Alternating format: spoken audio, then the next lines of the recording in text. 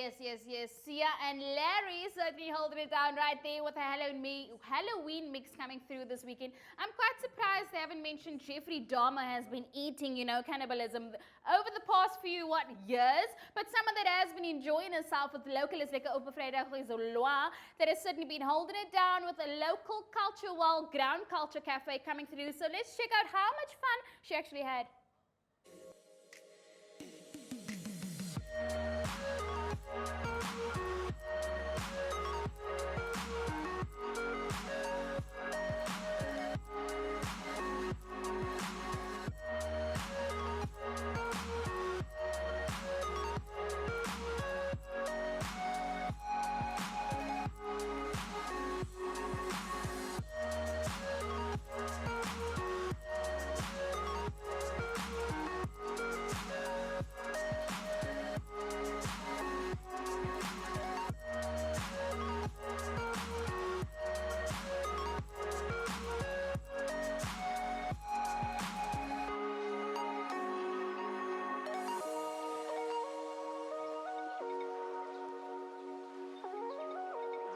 EKSE family, as you can see today, I am not in the studio, but I'm all the way outside for another amazing, incredible edition of Local is Lekker. If you don't know what that is, boo-hoo, because where have you been? But let me tell you what we do real quick.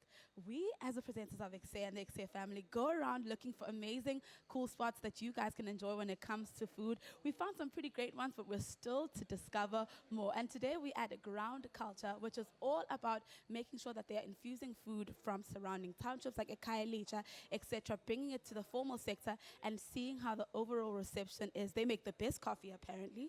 I'm yet to taste it, but apparently they make really, really good coffee. They also have a really reasonable menu, and their overall vibe is amazing. But before I continue, let's actually find out someone who knows more and who can tell us more so we can discover more about ground culture. I started working up at ground culture around a year ago, and the experience has been amazing. Ngoba umuntu osemsebenzelayo is actually a good guy, is understanding, and not just usinika la freedom yobana sisebenze kakuhle and do whatever that we can do for the place. Even right now, I invented in the shop on bringing in wraps, a new menu, new stuff to the menu, and new juices to the shop. So yeah, the experience has been great, and I love it here at Ground Culture. Yes, I'm getting into the gym, so right now I just do everything veggie. The Kip Capris, a vegan, and the vegan wrap, which has everything vegan, all the lettuces, tomatoes, kidney beans, everything that is healthy. That's what I'm doing right now. That's my favorite right now because that's what I'm doing, getting into the gym, trying to be healthy. But everything else, the burger is amazing, the Nelson is amazing, the tutu is amazing. You can come out, check it out here at Ground Culture. I did tell you that I was going to be on the hunt for people who know just a little more than me about ground culture, and I found the owner of Ground Culture, Sebastian, who is joining us today to tell us more about this incredible establishment. Thank you so much for joining us, and welcome to our show. Well, it's like At your place, but welcome to our show. yeah. Well, now I'm in your house, but just for the next little while. You know? Now, I wanted to find out why ground culture. Talk to me about the concept, how it started, etc. Well, both my parents were journalists, and I grew up just with a different upbringing in the world. I went to a private school, but then also went to protest a lot with my parents, and yeah, kind of then inspired me to learn about Steve Biko and actually get really involved in the townships and just make friends. And I just could never understand why we can't get township-based entrepreneurs to operate like fully fledged formal sector businesses. And I wanted to build a bridge. So ground culture is a bridge that we're trying to build towards integrating South Africa and bringing the informal economy into the formal sector. I love that. And what's your steps, or rather, how do you go about doing that? Do you find maybe specific vendors that you like in the township and you say, hey, come through, show us your recipes, etc.? Like, how does that happen? So the ground culture is a restaurant as well. But what we really focus on, and the way where we started, is as an online store, focusing only on local product with a big focus on township-based products. But now you can find about 15 different township-based entrepreneurs from Soweto, Khayelitsha, and Kaimandi on our website, so you can buy their products. It's about 40 products, and then we focus on corporate gifting, so like working with corporates to buy gifts from township-based entrepreneurs. But in the shop, our recipes are all inspired by like just the boys. It's 3 guys in the kitchen at the moment, and we like the chili cheese beef, you know, it feels South African, and we got the Cape Caprese, and it's just what we like, you know. And we colored white, black mixture, so let's just make a gemeng. Different flavors. Okay, what I want to find out is that there are so many restaurants, as you know, in OBS, not just in Observatory. In the line that you have, it's literally establishment after establishment after establishment. What makes ground culture different, or why should people specifically come this side?